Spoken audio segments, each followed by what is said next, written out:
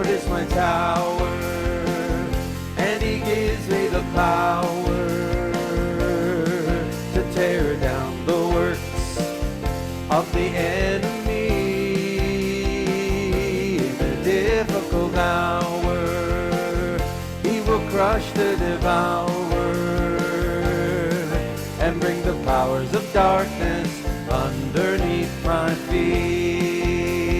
Declare, blessed, blessed be the name of the Lord.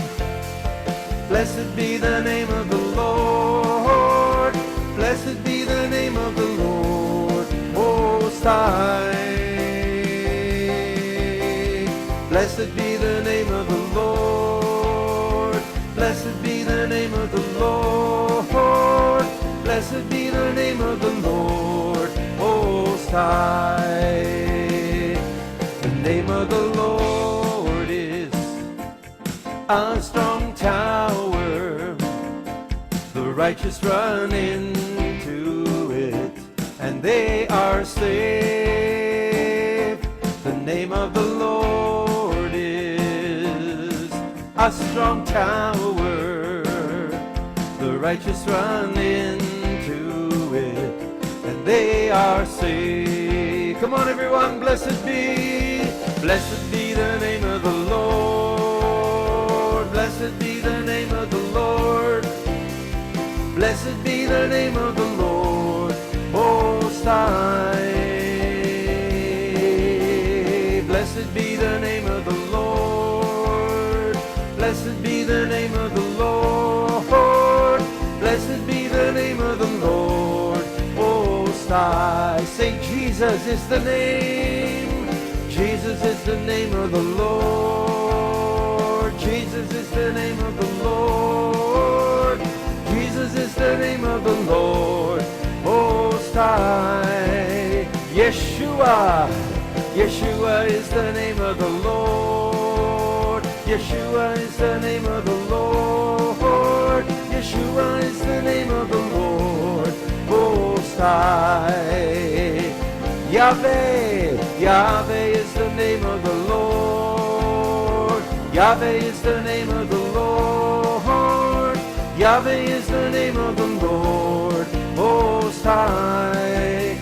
Jehovah, Jehovah is the name of the Lord. Jehovah is the name of the Lord. Jehovah is the name of the Lord Most High. For the Lord is my tower. For the Lord is my tower, and he gives me the power to tear down the works of the enemy. In a difficult hour, he will crush the devourer and bring the powers of darkness underneath my feet. And bring the powers of darkness underneath my feet. And bring the powers of darkness underneath my feet. Praise the Lord. Hallelujah. Praise the Lord. Glory to God. Amen. Oh, I love this time of the year. You know, Passover is the season that we're in right now, and it's all about Yeshua is our Passover lamb. He gave his life on the cross for us. He died, and then he rose again. And the risen Christ is the proof that God has approved of his sacrifice. That's what we understand when we look at the Old Testament sacrifices. God wants an acceptable sacrifice, and he accepted the sacrifice of Jesus Christ when he raised him from the dead.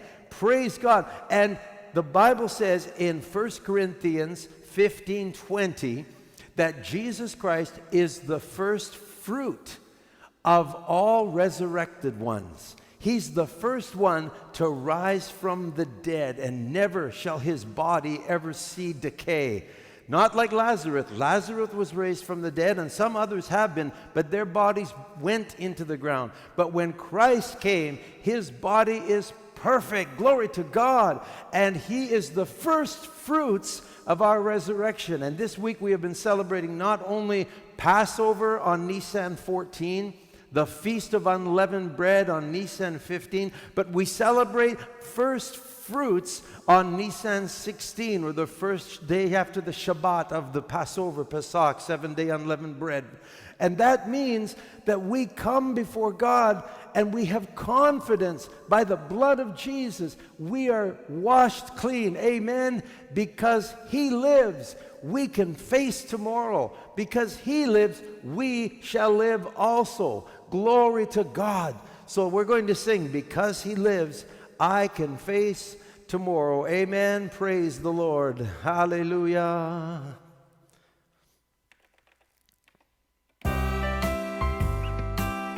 Gonna do it in a country and western beat here.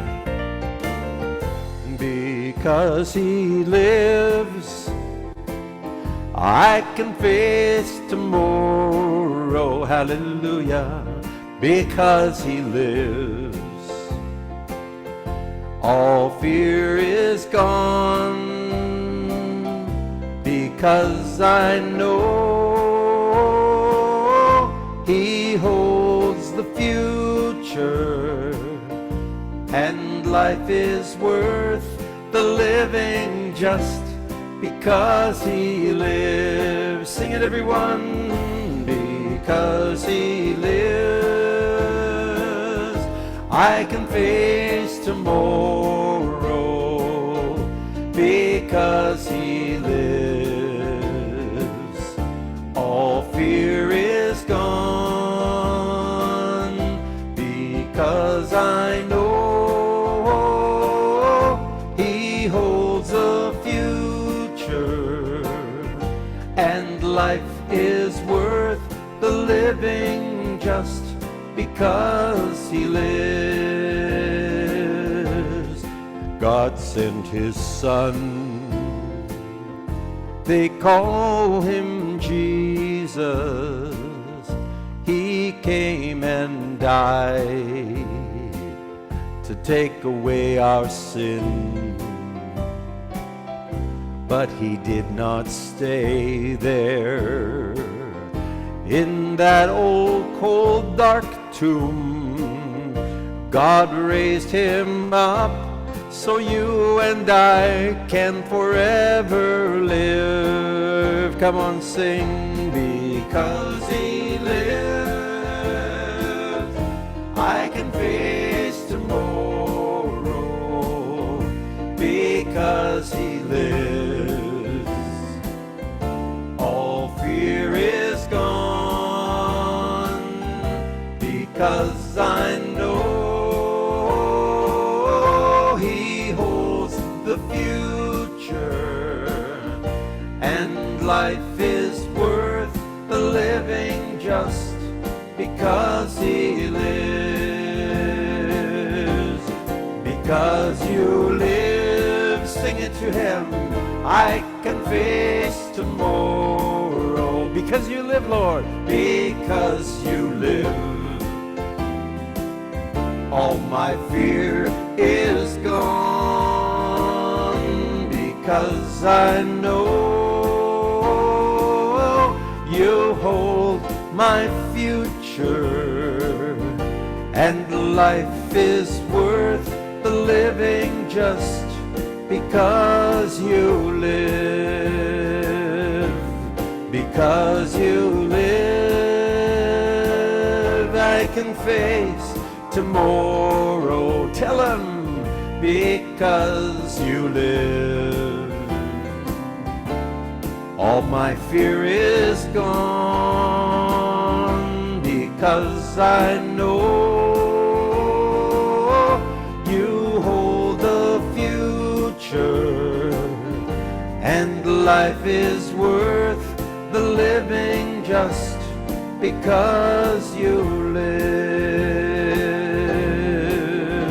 I love You, Lord, and I lift my voice to worship You, oh my soul.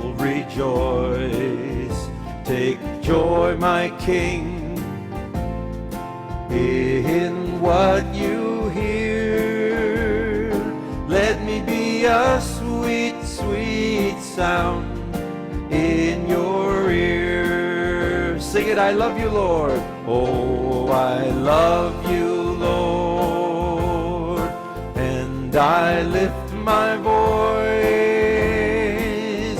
to worship you.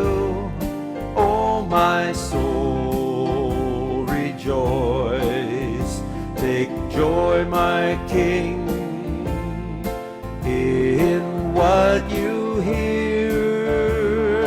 Let me be a sweet, sweet sound in your ear. Now just sing hallelujah, praise and worship. Hallelujah, hallelujah. Praise and worship to your name, to your name. Singing hallelujah, hallelujah. Praise and worship to your name. Singing hallelujah, hallelujah. Praise and worship to your name. Tell him, everyone, singing hallelujah, hallelujah. Praise and worship to your name. Give thanks with a grateful heart. Give thanks to the Holy One. Give thanks because he's given Jesus Christ, his Son. Give thanks with a grateful heart. Give thanks to the Holy One.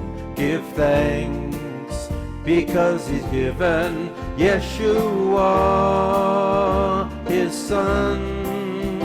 And now let the weak say, I am strong. Let the poor say, I am rich, because of what the Lord has done for us.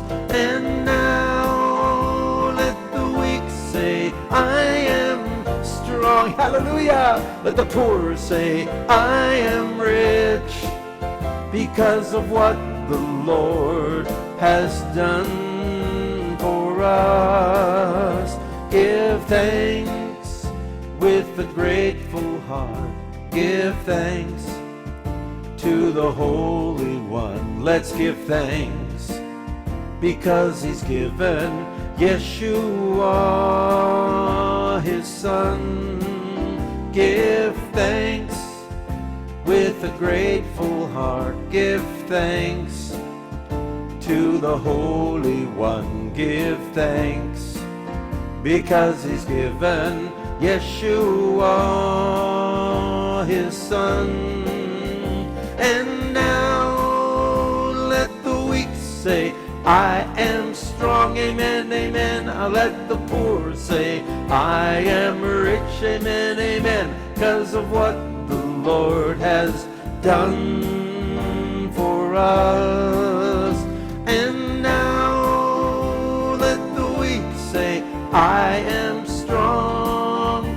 Let the poor say, I am rich, because of what the Lord has done for us. Give thanks. Give thanks, oh Lord. Give thanks.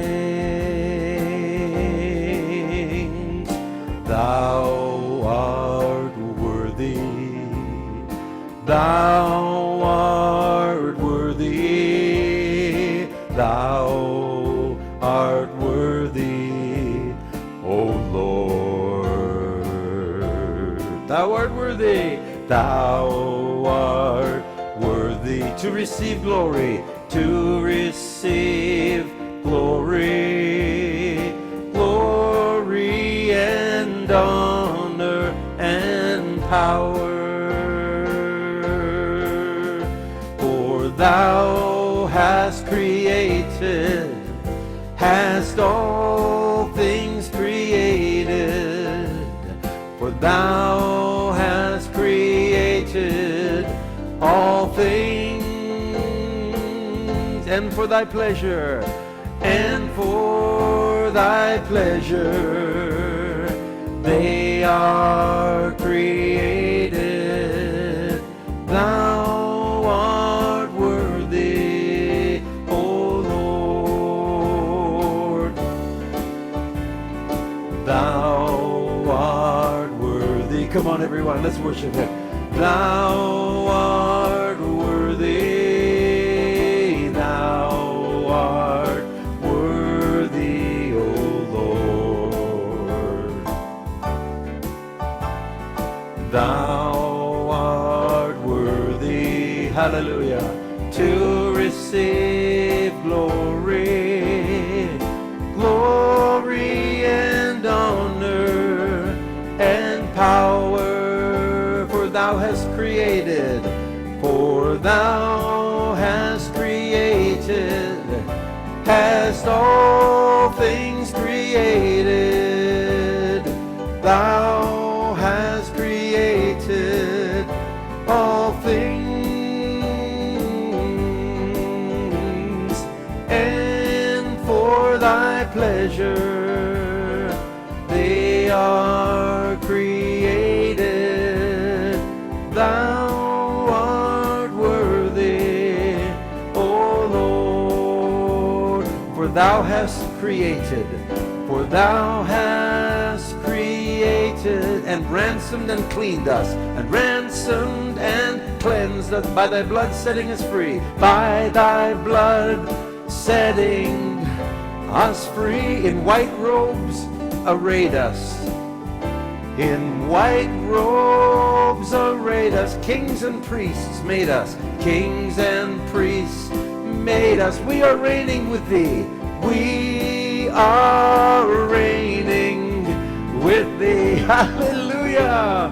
For thou hast redeemed us, for thou hast redeemed us, ransomed, ransomed and cleaned us by thy blood, by thy blood setting us free. In white robes arrayed us, kings and priests, in white robes arrayed us, kings and priests made us. We are reigning with thee, we are reigning with thee. Oh, I feel the anointing. Sing it again. For thou hast redeemed us, for thou hast redeemed us, hast ransomed and cleaned us by thy blood, setting us free. In white robes arrayed us, in white robes arrayed us, kings and priests made us.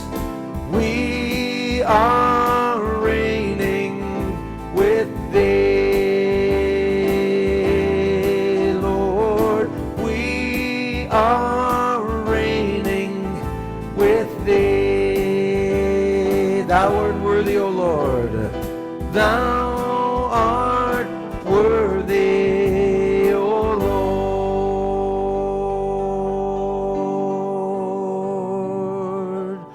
Hallelujah. Hallelujah. Hallelujah. Hallelujah. Hallelujah. Hallelujah. Hallelujah.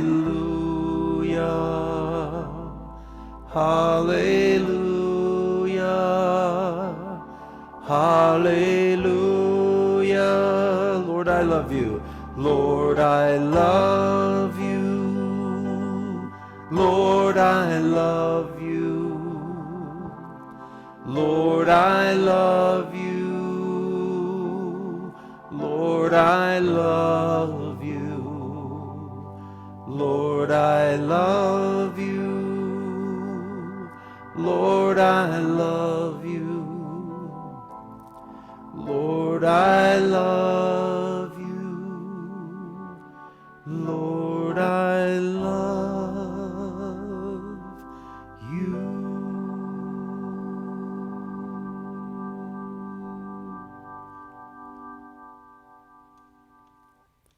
Wow, praise the Lord. Can you feel His presence here today?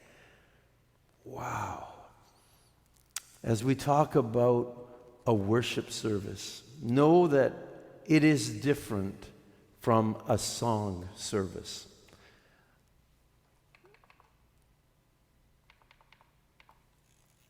A song service is really a collection of songs that we like, that we choose.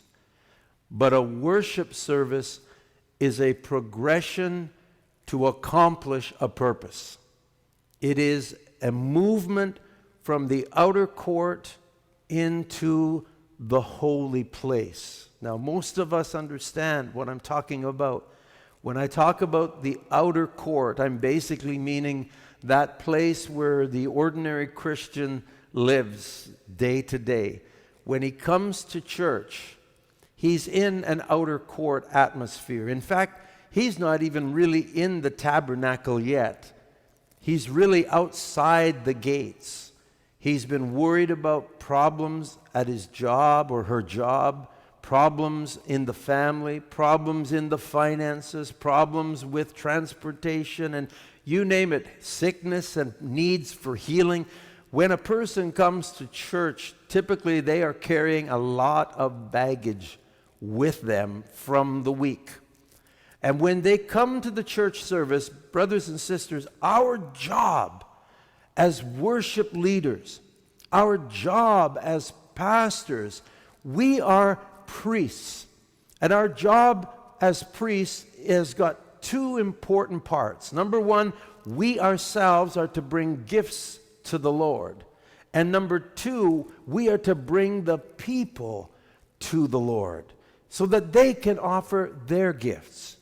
Thankfully, we don't have to offer a lamb or a bull or a goat. Wouldn't that be a messy altar in our churches if we had to do that? We don't have to do that because Jesus Christ is the Lamb of God who died once for all for the sins of the world, as John 1:29. Behold the Lamb of God who takes away the sin of the world. Jesus died once for all of us to be cleaned because his sacrifice, he who knew no sin, the perfect spotless Lamb of God, became sin for us, so that when he died on the cross, he took all of our sins upon him. He paid our penalty so that we could be forgiven, that we could be made the righteousness of God because of him and in Christ.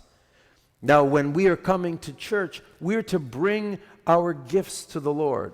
We bring the fruit of our lips, giving thanks. As it says in Psalm 100, I will enter his gates with thanksgiving. Come into his presence with singing. Come with joyful songs. There is a progression for how we are to come into the presence of God. And our worship service is to help people to do this, because they need to come from that place of downtroddenness, brokenness, carrying the weights of life and the problems of family, job, money, everything else. They've got to be able to come into the gates with thanksgiving. What is the gates? The gates are that place of entrance where you're now coming from that mess in the outside world, and you're going to come into his courts with praise. So we come through thanksgiving. I will enter his gates with thanksgiving in my heart. I will enter his courts with praise. So you come through the gate, then you come into the courts, and then you move into the holy place. What is the holy place? It's that tent Inside the tabernacle, in Moses' time, there was the tabernacle in the wilderness, which is a picture of how God dwells with us and how we are to approach him. And the priest would come. He would come past the altar first. That's where the sacrifice of the animal was made. Then he would come to the altar, that there would the laver, the basin, the laver, where he would wash with the water.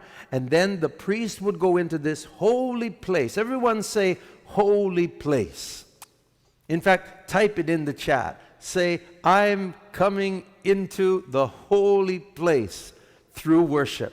That's our job as worship leaders, as pastors, to bring the people from the cares of their life, the problems of life, into the place of praise where they get their mind off themselves and get their mind on God. And then, once you've got your mind on God, you start talking to God. You don't just talk about God. You talk to him. You sing to him. That's really when you're coming now into the holy place. And the holy place had two areas, the holy place and the most holy place. The most holy place is where the Ark of the Covenant was. And that's our goal, brothers and sisters. Who is the Ark of the Covenant? It's God himself. It's Jesus Christ. And when Jesus died on the cross, the scriptures tell us he brought his own body and his own blood, and he sprinkled his own blood on the mercy seat. And God forgave us because Christ forgave us by being our penalty. The wages of sin is death. The free gift of God is eternal life in Messiah Yeshua. He is the one who paid our penalty.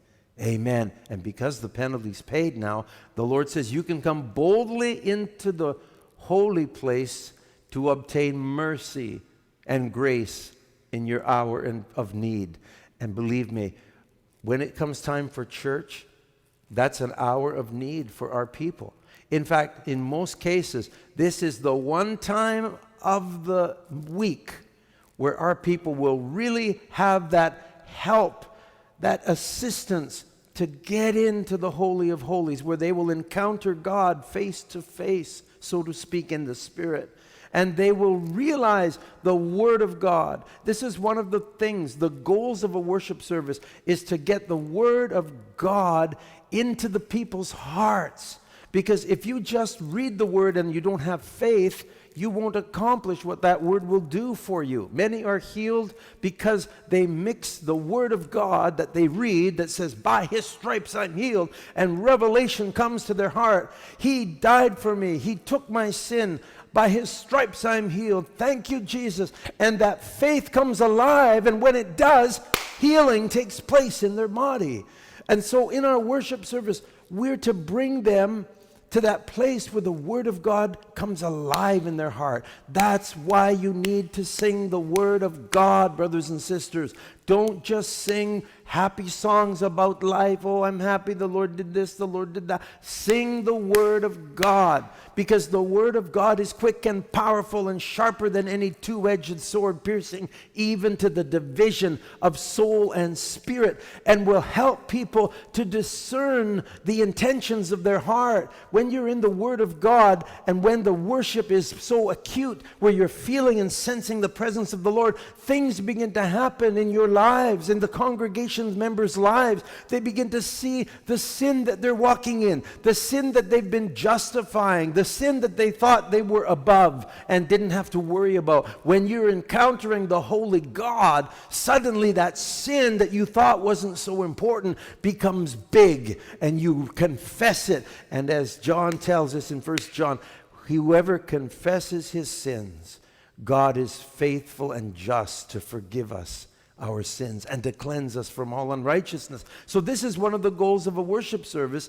is to bring that people so that they encounter God and experience him for themselves. I hope you understand this. Now, there's ways to do this, and we've talked about this a little bit before, but the choice of songs is important. Remember this. It's not about you singing the songs that are popular, the songs that tickle your heart, the songs that maybe you like. You are shepherds to the people. They are sheep.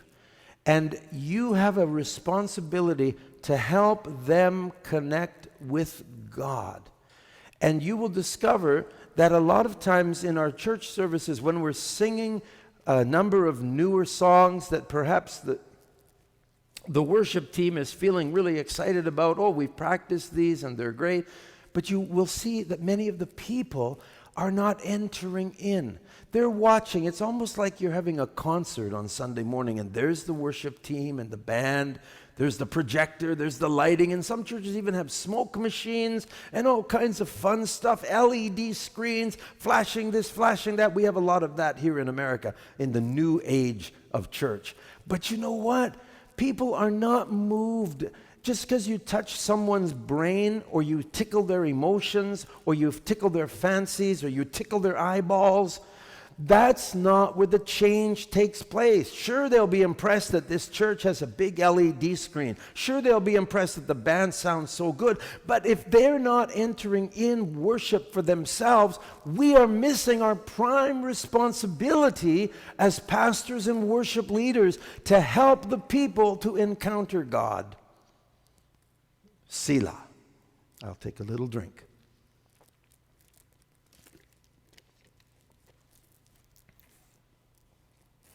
So what does this mean?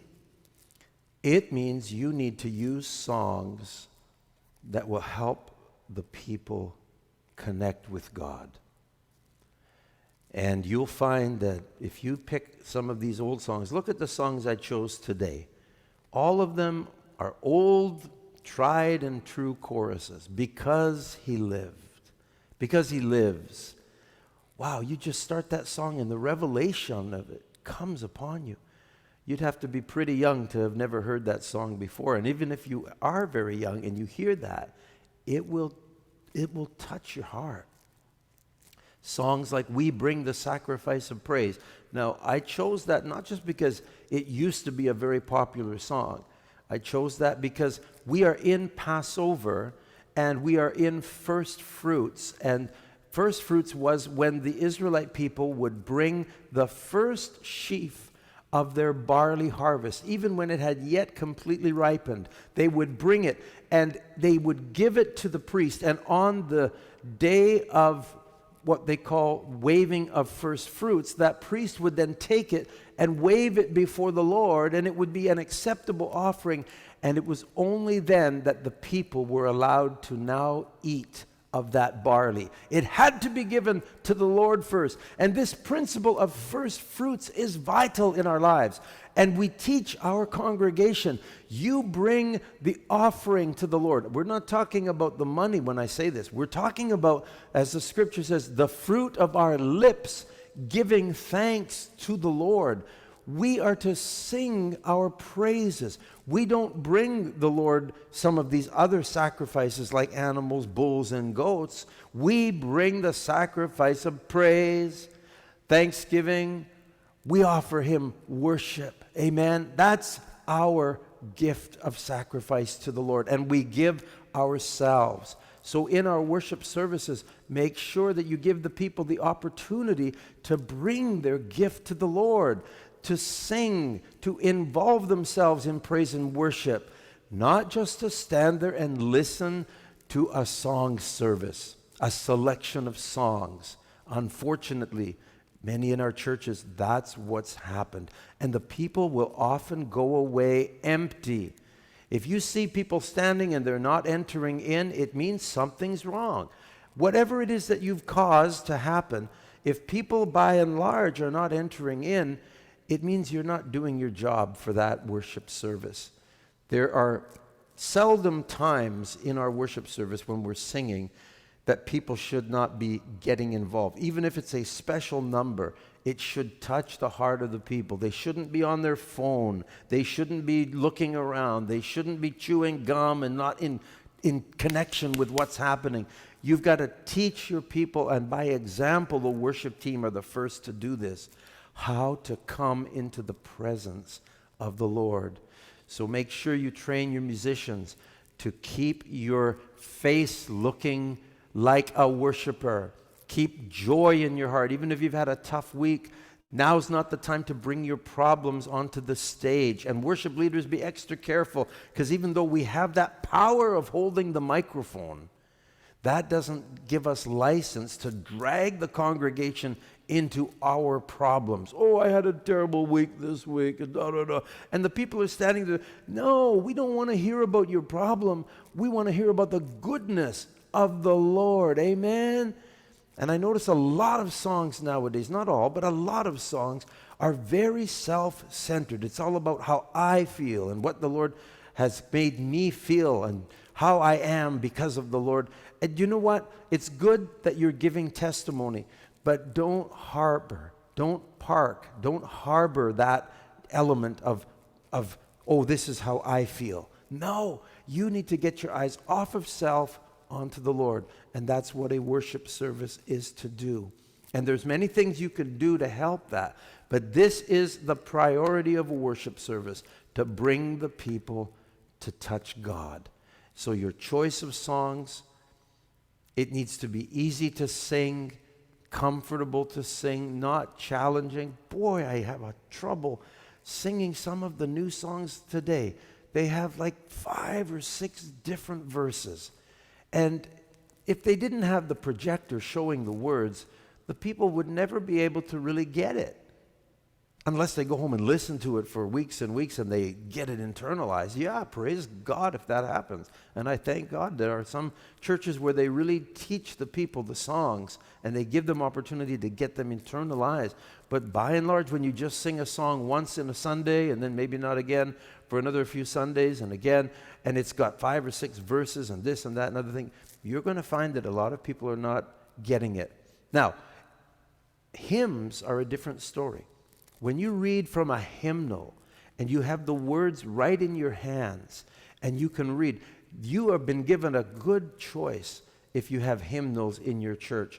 Use them, get the people to sing, because the doctrine of the tried and true hymns has lasted a long time, comparatively more than what the most recent new songs have been. We don't know 100 years from now how many of the songs that are popular, the top 100 songs in our churches today, how many of those are still going to be sung 50 years or 100 years from now? We don't know. Some will be. Some are anthems. Some are awesome. But by and large, they will just fall aside from the lack of use and the fact that others have come along. But the tried and true hymns of the faith that are solid doctrine are so important. Get your people to sing these. If you don't have a hymnal, make sure you put the words on the screen of each of the verses of the hymn so they get it into their heart. Now, you may say, that seems contradictory. Why don't we do that with the new songs?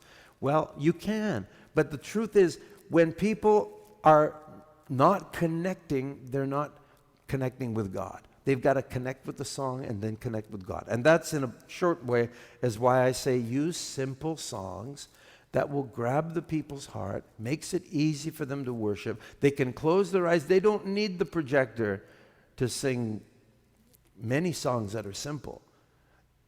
And by putting a projector up there, what we're actually doing is we're not letting those people feed for themselves. You'd be surprised how many people, they can sing the song if the projector's on. Hey, I think that sounds like a new song. They can sing the song when the projector's on. But if the projector were to go off, they would be, I don't know what words these are. That means you're not helping them internalize the song, memorize the song, and especially if it's the Word of God. Amen. Praise the Lord. Praise the Lord. Well, this is just the beginning of what I would love to teach with you, and I'm going to come back again another time and pick up on this. But I want to know if you've got some questions that have been arisen from this, because I've only scratched the surface. But let me talk a couple more things while you think about what question you'd like me to answer quickly. And just type it in the chat, because I can now see the chat. Praise the Lord. Give me just a moment. I'm going to look. I haven't yet seen anybody's chats. I apologize for that. I see there's well over 100 messages in the chat.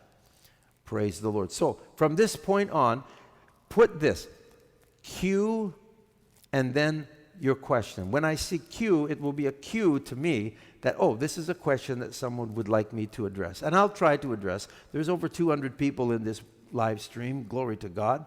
Thank you, BAM Academy. Thank you, Archbishop Harrell, for being such a great leader and having 200 plus people. That's amazing. So if you have a question, put it in there, and I'll try in the next 5 or 10 minutes to just answer some of these questions. And I'll be back to you in a minute for that. So the goals of a worship service are to bring the people from their outer court into the holy place. Another goal of the worship service is to impart the Word of God. And you do that through songs. And of course, when the pastor is preaching his message, you should have a pastor that speaks the mind of God, the will of God, the purposes of God. Some churches, unfortunately, like to just present messages that tickle the people's ears. You need to be saying what God wants. How many times have you heard it preached that hell is waiting for those that don't do the will of God? It says, John, in this scripture in John, Jesus is speaking, he said, my food is to do the will of him who sent me. And then he said, not everyone who says, Lord, Lord, will enter the kingdom of God, but those who do the Father's will enter the kingdom of God. These kinds of teachings should shake the people and remind them it's not enough to be a Sunday Christian. It's not enough just to say, oh, I'm born again by the Spirit of God, and I'll party the rest of the week and do my own thing. I have many loves. I love mammon. I love this. I love that. No, you shall love the Lord thy God with all thy heart, with all thy soul, with all thy mind, with all thy strength. Our pastors should be preaching messages that condition and treat and teach the people how to become good servants and disciples of the Lord. And this is an important part, because the worship service, really, if it's the one service of a week that people come to, we've got about 25 to 35, maybe 40 minutes of praise and worship. Don't waste that. That's really important to use to help them connect with God. And don't waste that opportunity as a preacher, as a pastor, to teach the whole counsel of God. Praise the Lord. Well, are there any questions you'd like me to answer there in the chat? I don't see any yet, so I guess there's none. That means I've done a good job, but I also would love to know if there's anything else that you would like me to perhaps answer. And I'm going to put my headphones back on now so that I can hear if any of you are able to speak. Bear with me for a moment here. Thank you for your patience. Amen.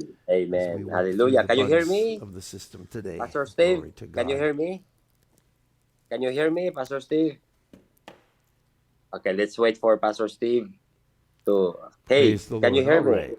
Bishop Harrell, are you there, brother, and you're moderating? Yes, I am here. I can see you now. Can you hear me? I don't hear you speaking, so I'm not sure what I'm going to be able to do here. Maybe I'll change the audio source here. Hold tight for a second. Okay, it's okay. Hallelujah, hallelujah. What about that right now? Can you hear me? 1 second here. Okay. Praise you, Father.